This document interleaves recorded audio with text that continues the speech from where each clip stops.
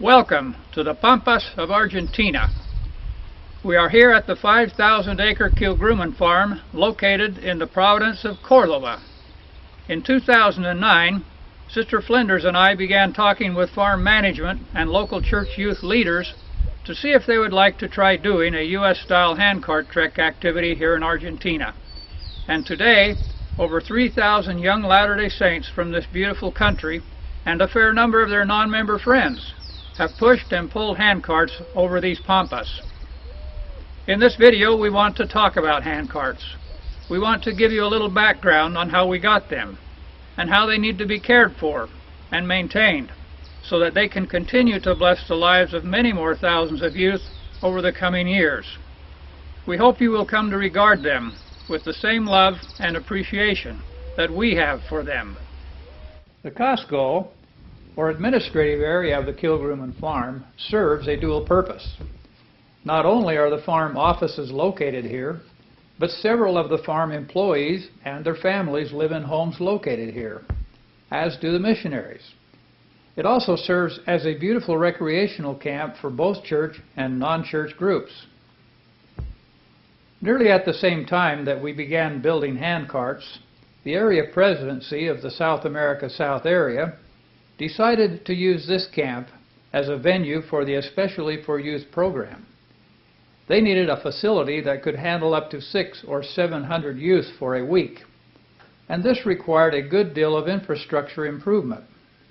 Our shower building was upgraded to handle 3 times what it used to handle, and a new pavilion that could provide cover for several hundred youth was built. This new pavilion, or quincho as it is called in Argentina, has become the home for our handcarts and shelters them from the powerful rainstorms that frequent these pampas. Over time, we hope that a new facility just for handcart storage and maintenance can be built that will afford better fire protection and security. For now, we are grateful for the protection that the quincho offers. Here we are under the straw roof of the quincho where we keep the handcarts. Sister Flinders had the idea to make individual covers for the carts because of the many birds that live in the rafters overhead. Until we made these covers, we frequently had to wash and clean the handcarts, and then in just a few days' time they would be completely covered with bird droppings again. These covers are made from the heavy plastic silo bolsa, or bags that the farm employees sometimes use to store newly harvested grain out in the fields.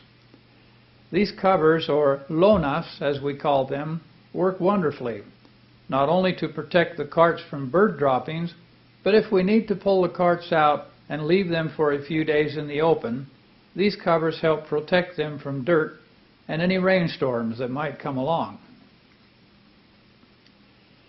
When Sister Flinders and I arrived at the farm in 2009, we found 9 handcarts already here. We were told that these 9 handcarts were built over in the province of Misiones and brought here with when the camp was inaugurated in 2002.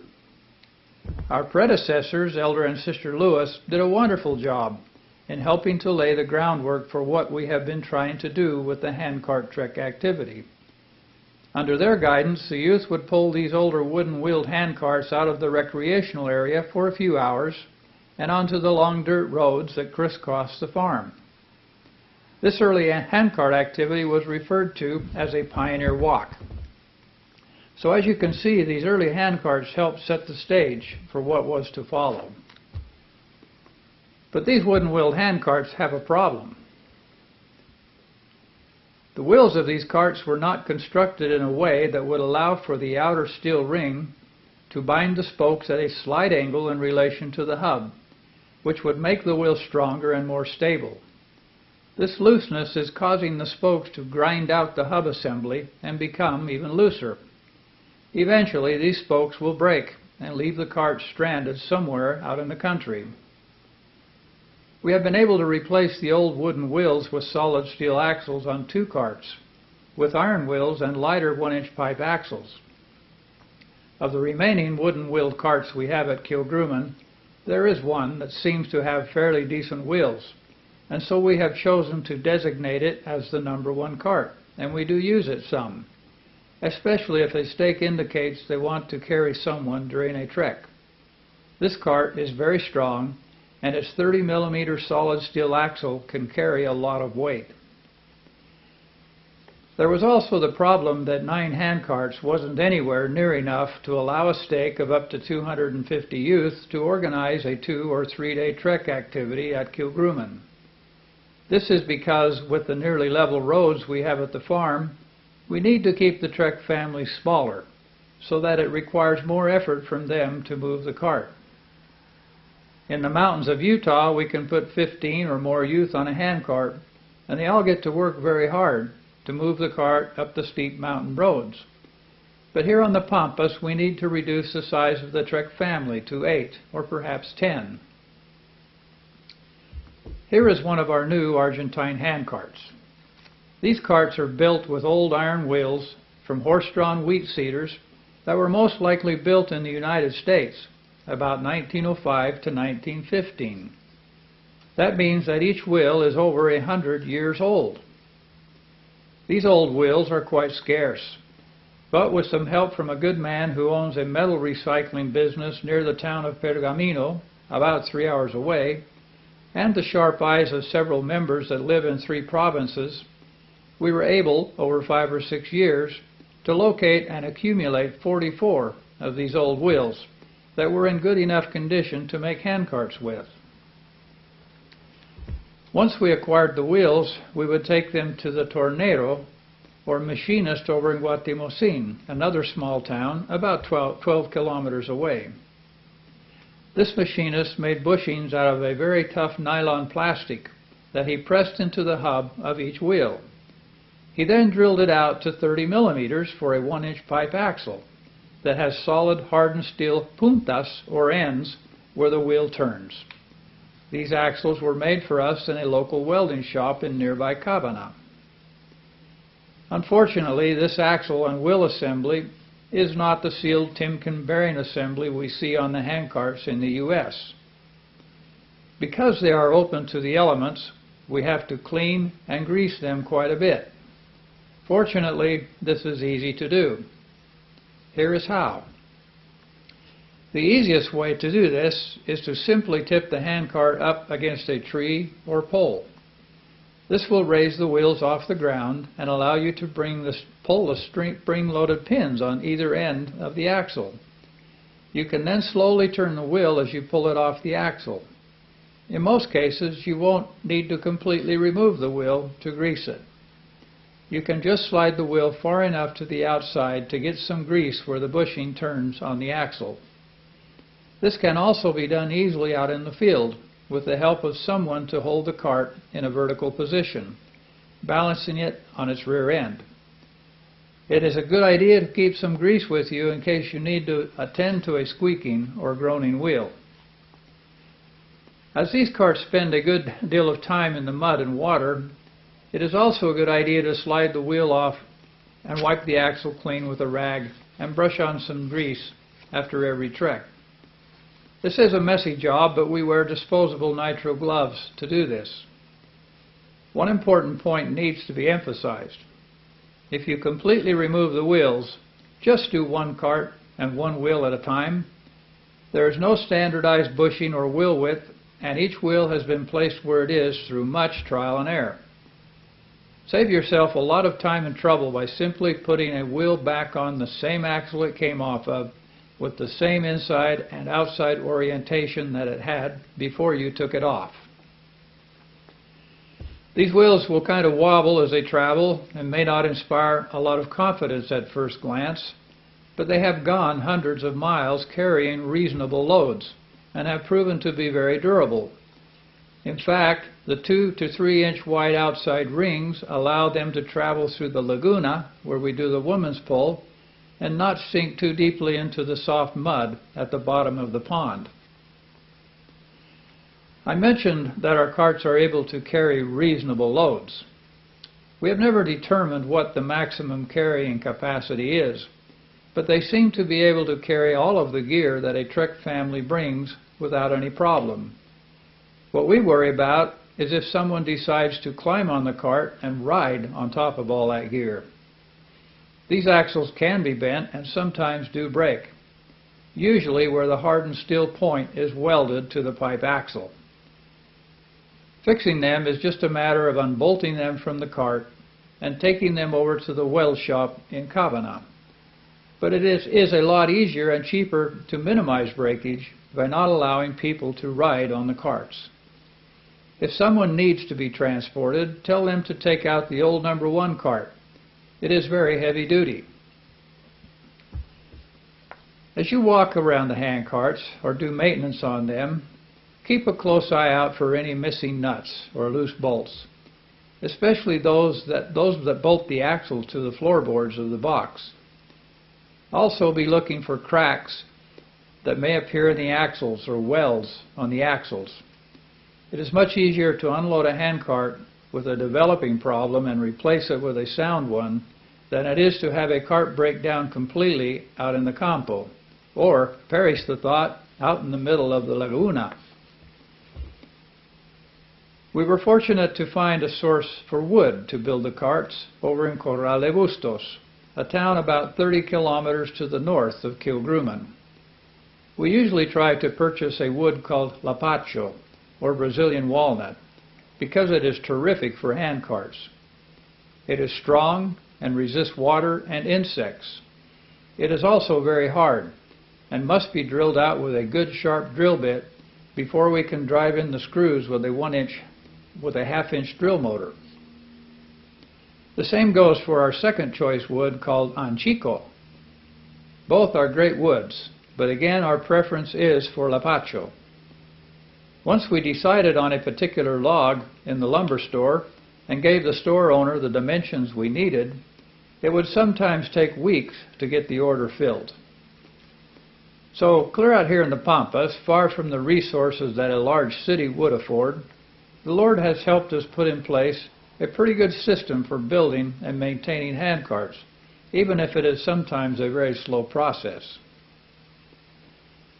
To help preserve the wood, we use a combination stain/sealant product we also purchased from this same lumber store in Corral de Bustos. It seems to be similar to the Olympic weather beater we sometimes use at home in Utah. We try and put a coat of this product on the carts every other year, and it holds up well. I might add that the carts are beautiful with a new coat of this product, and especially if the wheels are given a new coat of brown paint as well. Now, let's talk about how we move the carts around the farm. One thing we have learned at Kigruman is that no two treks are alike. It seems like the farm roads change with every year. The weather often makes it necessary to adjust our plans as roads become flooded or muddy. Change is the one constant that we have to continually deal with. Unlike the early pioneer walks that began here in the administrative or recreational camp, today we begin the trek far from here. We don't even want the youth to know that there is a beautiful camp with hot showers just a few miles away. The only thing we want them to know is that they're going to go on a trek, and the goal is to reach Zion. This will happen after 2 or 3 days of pushing and pulling a heavy handcart, camping out under the stars and facing whatever the trail has to offer.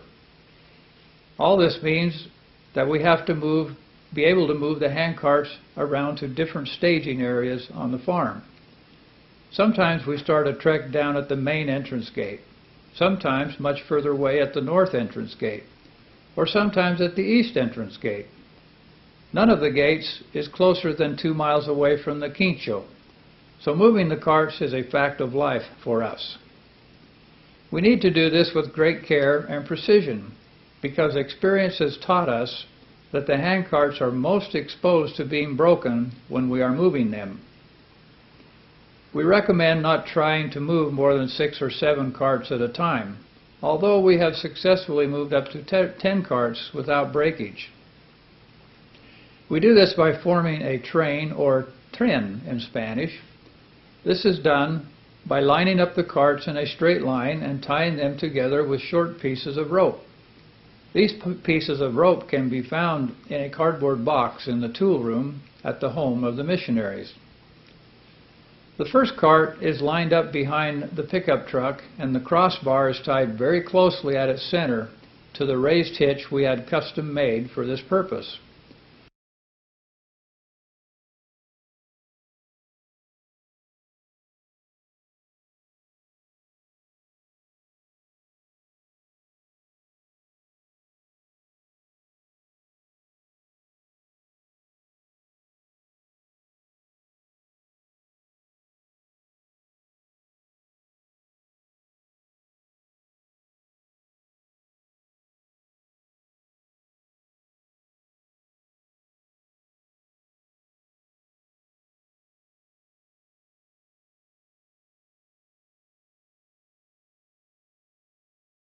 The second cart is pulled up squarely behind the first cart and tied at each of the crossbars to the corner of the box of the first cart.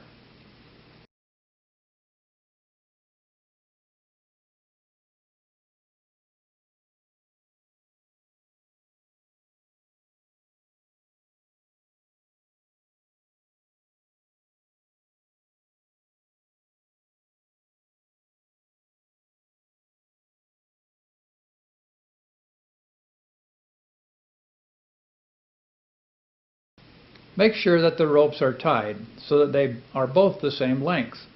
About 18 inches is good. You want the following cart to travel so that its crossbar doesn't hit the wheels of the leading cart. And you don't want the ropes long enough so that the crossbar will dig into the earth when it comes to a stop.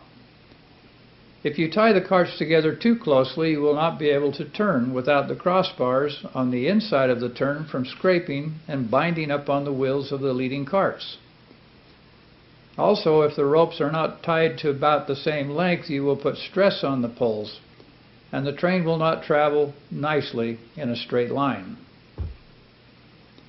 Lining up and tying the next cart is done in the same way, and so on until the train is completed.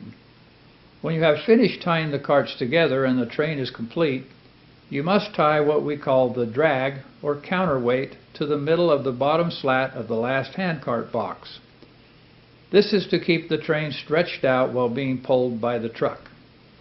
Without this drag, the handcarts will bang into each other and the train will begin to weave violently from side to side. The drag is a very important part of the moving process to keep the carts from being damaged. After you are sure that you have done your best to tie the train straight and secure, begin pulling with the truck by easing out on the clutch very, very slowly, while keeping your foot completely away from the accelerator.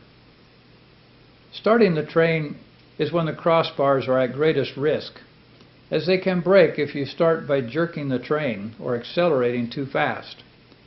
Once you have the train slowly rolling, keep your speed down to a walking pace and carefully watch to see how the train is moving. Make sure that the carts are traveling with a few inches of space between the crossbars and the turning wheels, or that the crossbars are not dragging on the ground. Make sure that the train is not weaving back and forth.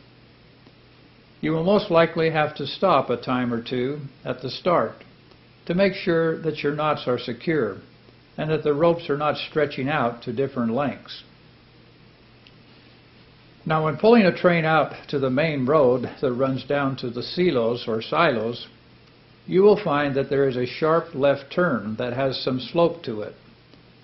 You will need to take this turn as wide as you can, and you will also need to accelerate slowly through the turn because the carts are going to pick up speed on the downhill. It is only a few yards, so you won't need to accelerate very much, just enough to keep the carts from bunching up and hitting together, maybe 1 or 2 miles per hour. When you get through the turn, take your foot off the accelerator and coast back down to your normal idling speed. When you want to stop, remember not to apply the brakes. You want to coast to a stop so that the carts won't crash violently into each other. Once you have gotten the knack for putting a handcart train together so that it can line out behind the truck and travel easily, you will be able to move with more confidence. But remember, only move about as fast as you would briskly walk. If you try and move faster than this, you will cause too much vibration in the wheels of the carts, and that vibration can break axles. Take your time and take much care, and you will get to the staging area with everything in one piece and with minimal damage to the carts. Moving handcarts is an art, and you will get better with time. I would like to point out that when we have had breakage of the wooden parts of a handcart, it is usually right where the poles connect to the box of the cart. This undoubtedly is the weakest wooden part of the cart. So remind the youth that when they set the crossbar down on the ground, to do it gently. Don't just drop the bar and let it hit the ground hard, or it could easily break one or both of the poles. The last thing I would like to mention is handcart safety. Always ask the stake president for a few minutes before his group starts their trek to talk about handcart safety. In the years we have been doing handcart treks at the Kigruman farm, we have never had a serious accident. We've had a couple of youth have a foot run over by a wheel, but fortunately no serious damage was done. We tell the youth that they are not to run with the handcarts. A loaded handcart can weigh several hundred pounds, and if someone fell down in front of a fast-moving cart, it could cause serious injury. Tell them to keep an eye out at all times for where they are walking in relationship to the cart, so that they, and especially the young women in their long pioneer dresses, don't get caught in a wheel. Keep hands and feet away from the wheels too. Remind the youth that while on the trek they will be subject to some of the same kinds of accidents that the pioneers suffered on the long trail to Zion over 150 years ago. That is, getting their clothing caught by a wheel and being dragged into that turning wheel, breaking an arm or a leg by tripping and falling into a turning wheel, or having a heavy handcart roll over a foot. Let's all do our part to avoid accidents. This is also a great time to remind the youth not to ride on the carts, and to do their best to take care of them.